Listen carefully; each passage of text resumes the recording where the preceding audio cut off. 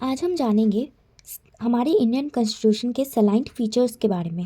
पहला फीचर है lengthiest written constitution, यानी वर्ल्ड में सबसे लंबा अगर कोई रिटन कॉन्स्टिट्यूशन है, लिखित संविधान है, तो वो हमारे इंडिया का है। सेकेंड फीचर है ड्रॉन फ्रॉम वेरियस सोर्सेज। हमने अपने इंडियन कॉन्स्टिट्यूशन के फीचर्स को बहुत सारे सोर्सेज से लिया है, जैसे कि फंडामेंटल राइट्स हमने यूएसए के कॉन्स्टिट्यूशन से लिया है, डीपीएसपी हमने ईरिस के कॉन्स्टिट्यूशन से लिया है, फंडामेंटल ड्यूटीज़ हमने यूएसएसआर के कॉन्स्टिट्यूशन से लिया है।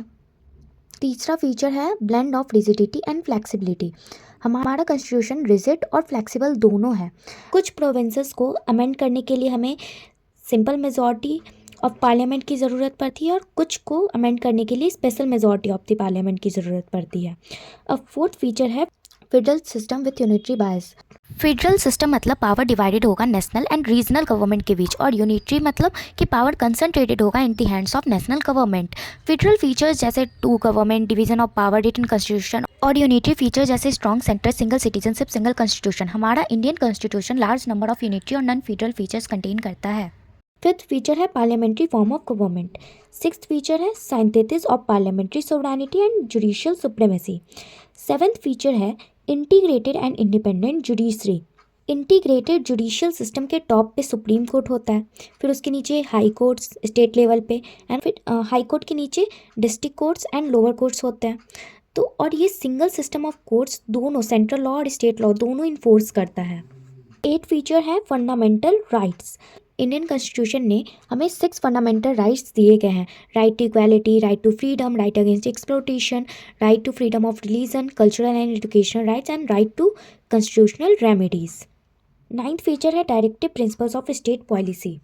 ये सोशल एंड इकोनॉमिक डेमोक्रेसी के आइडियल्स को प्रमोट करता है और इसका एम है वेलफेयर स्टेट इस्टेब्लिश करना, और ये नॉन जस्टिसेबल होता है नेचर में। इन दोनों का डिटेल वीडियो मेरे चैनल पर मिल जाएगा। 10th फीचर है fundamental duties. 42nd constitutional amendment act 1976 द्वारा इसे हमारे कॉन्स्टिट्यूशन में ऐड किया गया था। हमारे कॉन्स्टिट्यूशन में 11 फंडामेंटल ड्यूटीज़ दिए गए हैं। 11th फीचर है सेकुलर स्टेट। हमारे इंडिया का कोई भी ऑफिशियल रिलीजन नहीं है। हम सारे रिलीजन्स को इक्वली रिस्पेक्ट और इक्वली प्रोटेक्ट करते हैं। 12th फीचर है यूनिवर्सल एडल्ट फ्रेंचाइज। कोई भी सिटीजन जिनका एज 18 से ऊपर है वो वोट दे सकते हैं। 13th फीचर है सिंगल सिटीजनशिप। सारे सिटीजन सेम पॉलिटिकल और सिविल राइट्स इंजॉय करते हैं पूरे कंट्री में। अब 14th फीचर है independent bodies.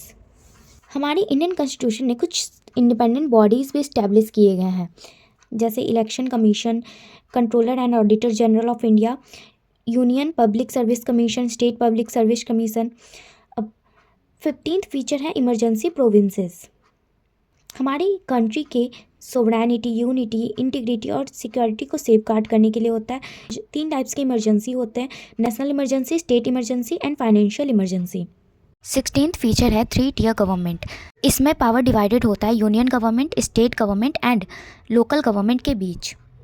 73rd and 74th constitutional amendment act 1992 द्वारा 3rd tier of government that is local government को ऐड किया गया था हमारे कॉन्स्टिट्यूशन में। 17th फीचर है कोऑपरेटिव सोसाइटीज़।